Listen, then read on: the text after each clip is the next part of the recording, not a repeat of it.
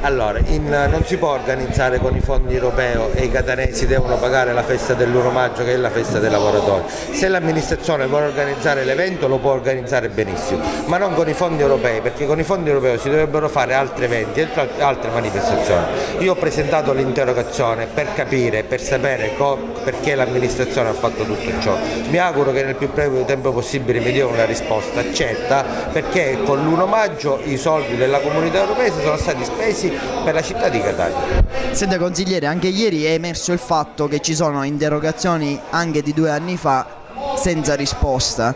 È una macchina amministrativa molto lenta questa del Consiglio Comunale. Io ritengo che sono uno che ha presentato diverse interrogazioni e spesso e volentieri non mi danno molte risposte. Le interrogazioni, forse l'amministrazione non lo sa, vengono fatte, le faccio io, a nome dei cittadini, perché sono richieste e segnalazioni da parte della città. Purtroppo questo l'amministrazione non lo capisce, perché ritengo che sia assente dalla nostra città e soprattutto dai nostri cittadini.